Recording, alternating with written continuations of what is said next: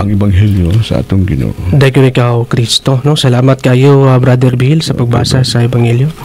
Ang ebanghelyo karon nagpunting gayod, no, sa pag-andam ug kaniang paghinulsol. Apan sa katapusan sa ebanghelyo gisgutan nga si Kristo kuno nagpapalit ba, naglain sa uhot ug sa lugas. Ang punta na igsuon kung asa kita dapitan adto, sa lugas ba kita o sa uhot ba kita? Kay ang nakadelikado manggod kung uhot kita pagasunugon, Brother Bill. Unya kung lugas kita pagapilion mo na nga atong paningkamutan sa atong kinabuhi sa paghinulsol nga kita ang lugas, no, aron nga kita pagapilion makadawat sa kinabuhi nga liluwas, no. Unya adto naman kita 7 step of salvation ato latong tumano, no.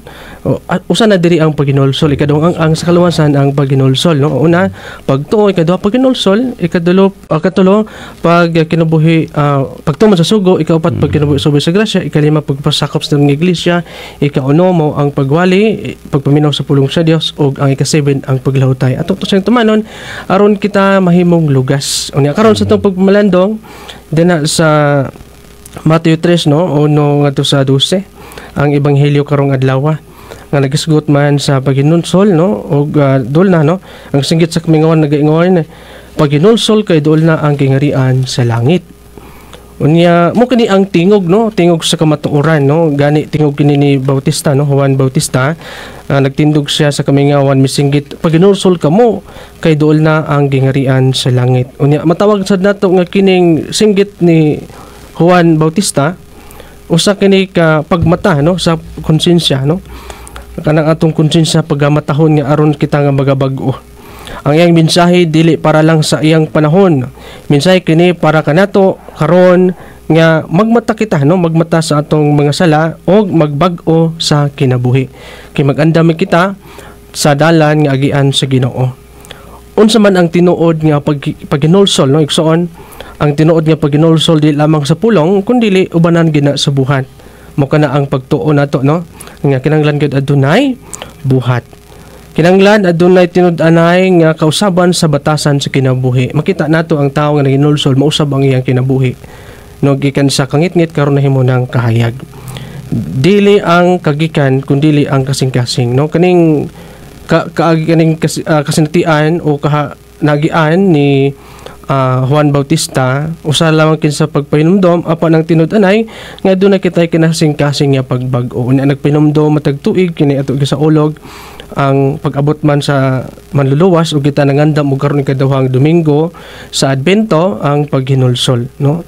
Si Kristo ang tinuod nga bautismo, no, kay katong bunyag ni Kristo, Brother Billy, no, nga bunyag sa espiritu og kamatuoran, no. Matud pa dinhi si Jesus nagabautismo sa espiritu o sa kalayo.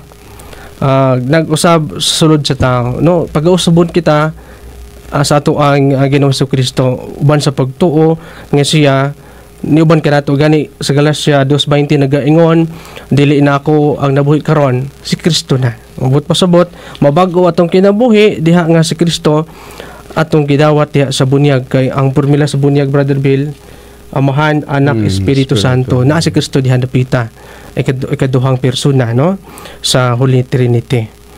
Kining ebanghelyo karon mga pasidaan, no, gani ang kahoy nga gisgutan, no, ang kahoy nga dili mamunga ug maayong bunga pagkaputlon og ilabay sa kalayo. Andam gani ang atsa, no, nga pagputol niini kung di ta mapuslan maputol gyud ta, no, labi na kay ato ang sala, Brother Bill, hinungdan na sa ato ang kanang bayad sa kamatayon. Muna hikaligsoon matud pa sa ebanghelyo giandam ang atsa aran alang ni adtong wala maghinulsol, no, putlon gyud sa Ginoo mo nang igsuon giawhag ang tanan sa paghinulsol aron sa pagbag-o sa kinabuhi.